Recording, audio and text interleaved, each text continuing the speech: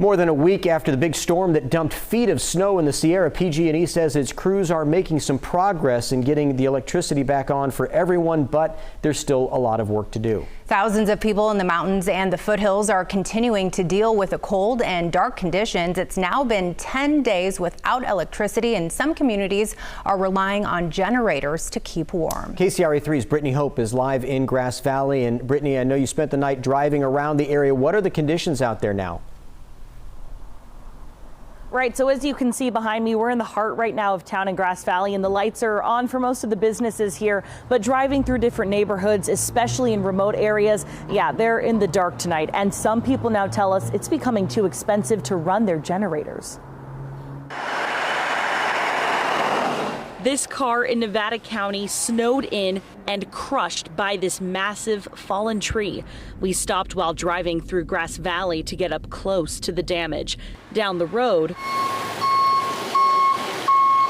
PG&E trucks were working to repair power lines. We spotted these lines grounded in the middle of the street, and these just above the road. To give some perspective, I'm 5 feet 5 inches tall. This power line is maybe an inch higher up than me. That is way too low.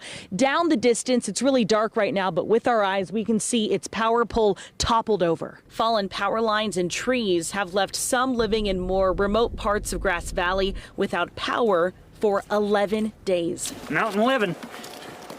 You gotta work for it. Jeremiah Farrell is prepared. He has a generator, a filled propane tank, lots of firewood, and as a beekeeper, beeswax candles. Fortunately, I made a couple hundred of them, so this was keeping my lights going in the evening time when I have no generator.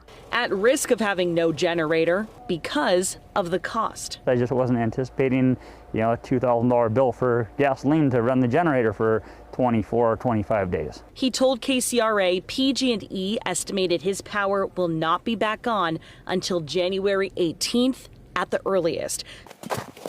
So for now, he's making trips to town and filling up on fuel. How long does 15 gallons last you?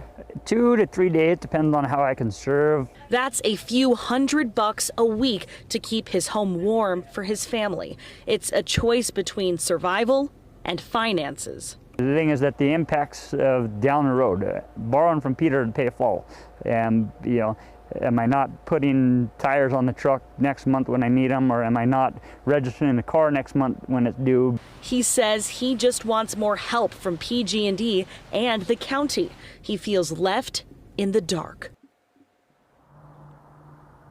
And according to its website, PG&E has a payment program for people who have been out of power because of severe storms. That program would pay you anywhere from $20 to $100, but the payment wouldn't come until 45 to 120 days after the outage. That's just something Jeremiah says is nowhere near enough.